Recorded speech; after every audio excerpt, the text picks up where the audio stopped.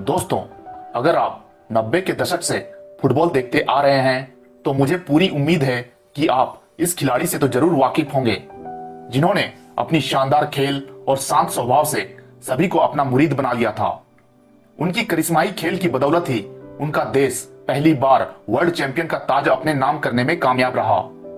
जी हाँ दोस्तों, मैं बात कर रहा हूं फुटबॉल इतिहास के सबसे महान फुटबॉलर्स में से एक जिनेदिन जिदान की, जिनके खेल के दीवाने तो आज भी पूरी दुनिया में हैं।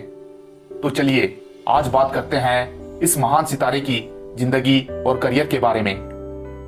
फुटबॉल इतिहास के इस शानदार खिलाड़ी का जन्म 23 जून 1972 को मार्सिली, फ्रांस में एक मुस्लिम परिवार में हुआ था, जो कि एक अल्जीरियाई कबाइल वंश से ताल्लुक रखते हैं। उनके पिता अम्मी इस्माइल जिदान शुरुआत में सेंट डेनिस में रहा करते थे, लेकिन बाद में वो पेरिस चले आए और वहीं आकर मल्लिका नाम की एक लड़की के साथ शादी भी कर ली, जिनसे उन्हें 5 बच्चे हुए, जिसमें सबसे छोटे का नाम था जिनेदिन याजिद जिदान। जिदान का ज्यादातर बचपन ला कैशलेन नामक जगह पर बीता। यह एक तरह से क्राइम से ग्रस्त एक इलाका था, जिसे बाहर से आए लोगों को बसाने के लिए बनाया गया था, जहां क्रिमिनल एक्टिविटीज के अलावा बेरोजगारी और सुसाइड रेट भी काफी हाई थे। जिदान अभी केवल 5 साल के ही थे, तभी उनका रुझान फुटबॉल की तरफ हो गया। वो स्कूल से आने के बाद घंटों पड़ोस के बच्चों के साथ फुटबॉल खेला करते और अपने स्किल्स को बेहतर बनाने का प्रयास किया करते थे। जल्द ही वो इस खेल के लिए इतने पैशनेट हो गए थे कि रात में सोते समय भी वो फुटबॉल को पकड़कर सोया करते थे। हालांकि उस समय बाहर से इमिग्रेंट हुए लोगों के लिए फ्रांस की नेशनल फुटबॉल टीम में जगह बना पाना लगभग एक नामुमकिन सा काम था, लेकिन वो जिदान ही थे जिन्होंने इस ट्रेंड को बदला और आने वाले यंग जनरेशन के लिए एक मिसाल कायम की। जिनेदिन जिदान के पिता एक डिपार्टमेंटल स्टोर में बतौर नाइट वॉचमैन काम किया करते थे और उनकी मां एक हाउसवाइफ थी। घर की आर्थिक स्थिति इतनी खराब थी कि उनका पूरा परिवार एक छोटे से कमरे में रहने के लिए मजबूर था, जहां उनके परिवार के 7 सदस्य एक साथ बैठकर खाना भी नहीं खा सकते थे।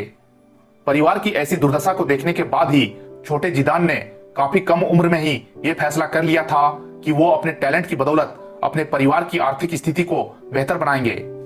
इसके बाद उन्होंने फुटबॉल में ही अपना करियर बनाने की ठान ली, क्योंकि वो समझ चुके थे कि फुटबॉल ही अब उनकी गरीबी को मिटाने का एक सबसे सही रास्ता हो सकता है। जिदान के दूसरे माइग्रेंट्स दोस्तों के लिए फुटबॉल केवल एक टाइम पास और मनोरंजन का साधन भर था, लेकिन जिदान के लिए यह उनके सपनों को पूरा करने का एक अहम जरिया था। इसीलिए उन्होंने इस खेल को काफी सीरियसली लेते हुए ईमानदारी, कड़ी मेहनत और लगन से अपने आप को इस खेल में बेहतर बनाने में लगा दिया। आखिरकार उनकी मेहनत रंग लाई और साल 1981 में उन्हें US Saint Henri football club की तरफ से खेलने के लिए सिलेक्ट कर लिया गया। इस तरह वो इस क्लब के लिए खेलने वाले पहले अल्जीरियन इमिग्रेंट बने। पर उनका स्ट्रगल अभी खत्म नहीं हुआ था। इस क्लब की तरफ से खेलने के दौरान उन्हें कई बार रेसिज्म का शिकार होना पड़ा। उन पर तरह तरह के रेशियल कमेंट पास किए गए और उनका काफी मजाक बनाया गया, लेकिन जिदान ने कभी भी इस बात के लिए किसी को भी पलटकर मुंह से जवाब नहीं दिया, बल्कि वो इन लोगों की बातों को अनसुना करते हुए केवल अपने लक्ष्य पर फोकस रहे। जूनियर लेवल में शानदार प्रदर्शन करने के बाद जिदान को साल 1989 में कैंस की सीनियर टीम में शामिल कर लिया गया, लेकिन वहां भी उन्हें रेसिज्म का सामना करना पड़ा।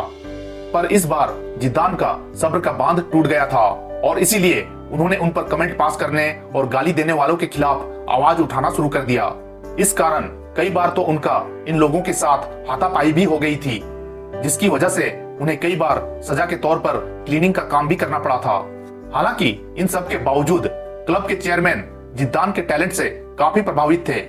उन्होंने एक दिन जिदान को प्रोत्साहित करते हुए कहा था कि वो जिस दिन इस क्लब के लिए अपना पहला गोल स्कोर करेंगे, तब वो उन्हें एक कार गिफ्ट करेंगे।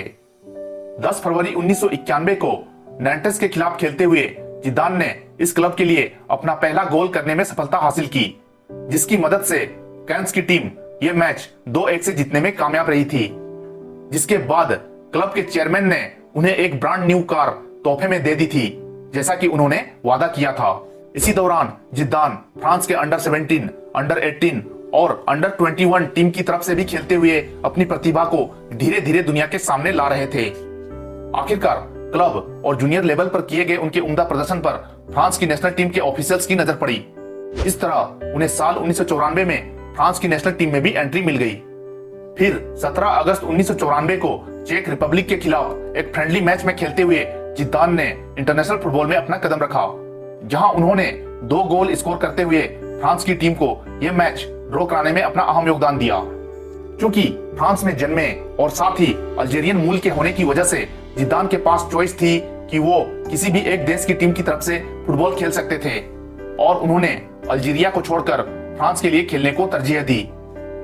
और जब फ्रांस के उस समय के स्टार स्ट्राइकर रहे एरिक कैंटोना को एक फैन पर हमला करने के आरोप में टीम से निलंबित कर दिया गया, तब जिदान ने अपनी टीम के लिए एक प्ले मेकर का रोल अदा किया और अपनी टीम को आगे लेकर गए। हालांकि साल 1996 के यूरो कप तक जिदान फ्रेंच टीम में खुद को पूरी तरह स्थापित नहीं कर पाए थे और इस टूर्नामेंट में भी उनका प्रदर्शन औसत ही रहा था, जिसकी वजह से इस यूरो कप में फ्रांस को सेमीफाइनल में पेनाल्टी शूटआउट में चेक रिपब्लिक से हारकर टूर्नामेंट से बाहर होना पड़ा था। लेकिन इसी साल इटली के एक बड़े क्लब जुवेंटस ने जिदान को अपनी टीम में शामिल कर लिया। जिदान के इस क्लब के साथ जुड़ते ही जुवेंटस की टीम पहले से और भी मजबूत हो गई थी। जिदान की मौजूदगी में ही जुवेंटस की टीम ने इस साल का इंटरकॉन्टिनेंटल कप और सीजन 1996-97 का सीरी ए टाइटल जीतकर इस सीजन का अंत बड़े ही शानदार अंदाज में किया। इसी सीजन के दौरान उनके शानदार खेल से प्रभावित होकर इटालियन फुटबॉलर्स एसोसिएशन ने जिदान को इस साल Serie A foreign footballer of the year भी चुना। फिर आया साल 1998 का फीफा वर्ल्ड कप, जहां फ्रांस की टीम ने टूर्नामेंट में शानदार खेल का प्रदर्शन करते हुए फाइनल में जगह बनाई।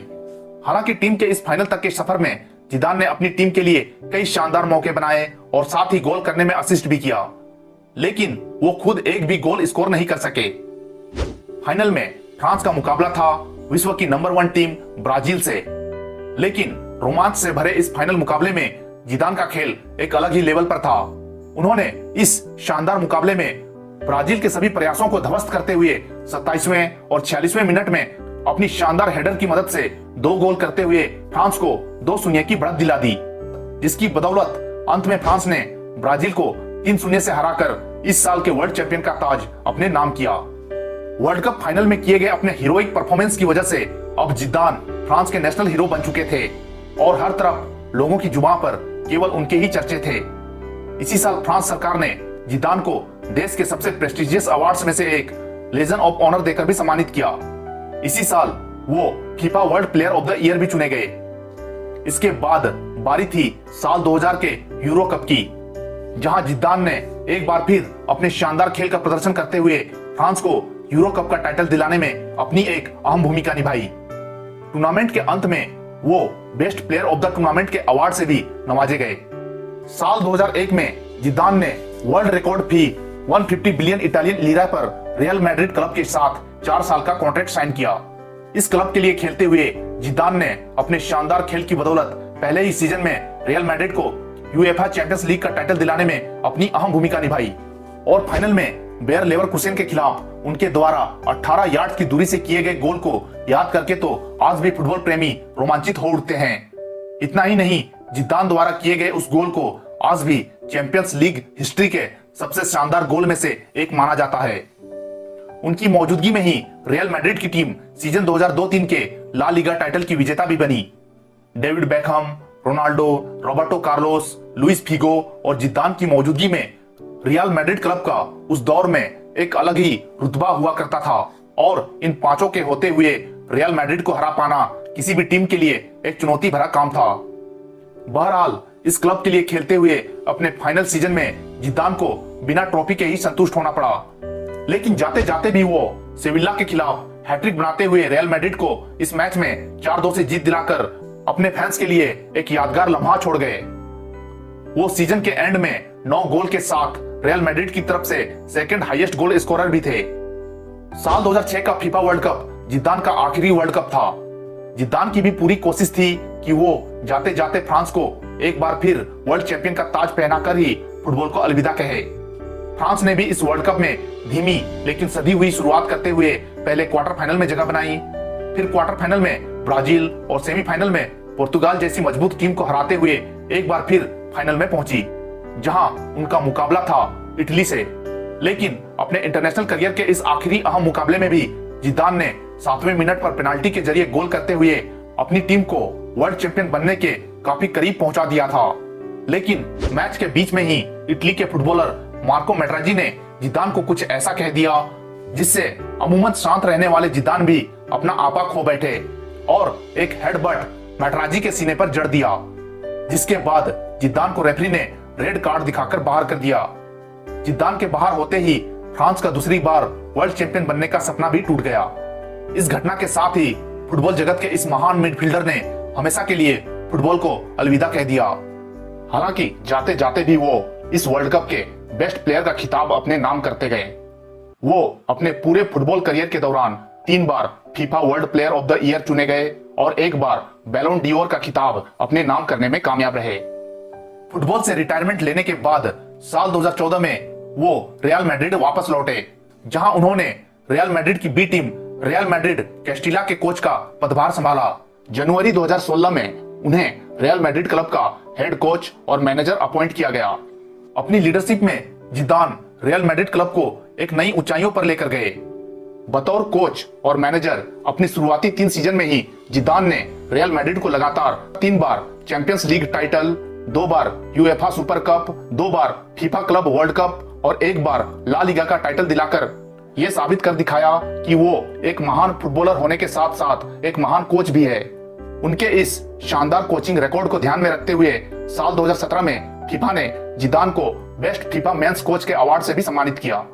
उनकी पर्सनल लाइफ की बात करें तो उन्होंने साल 1994 में स्पेनिश मूल की मॉडल और डांसर रही वेरोनिका फर्नांडिस से शादी की है, जिनसे उन्हें 4 लड़के हैं। जिदान की तरह ही उनके चारों बच्चे भी फुटबॉल में ही अपना करियर बनाना चाहते हैं और वो चारों रियल मैड्रिड एकेडमी से ही पास आउट हुए हैं। जिनेदिन जिदान की कहानी उन सब फुटबॉलर्स और लोगों के लिए एक मिसाल है जो हालातों के विपरीत जाकर अपने सपनों को पूरा करने की चाहत रखते हैं। वो सही मायनों में एक लेजेंड है जिनकी तुलना किसी से भी नहीं की जा सकती है। तो दोस्तों, ये तो थी फ्रांस के महान फुटबॉलर जिनेदिन जिदान की शानदार सफर की एक छोटी सी दास्तान। ऐसे ही और भी इंटरेस्टिंग टॉपिक के साथ आपसे मिलता हूं अपने अगले वीडियो में। तब तक के लिए बाय।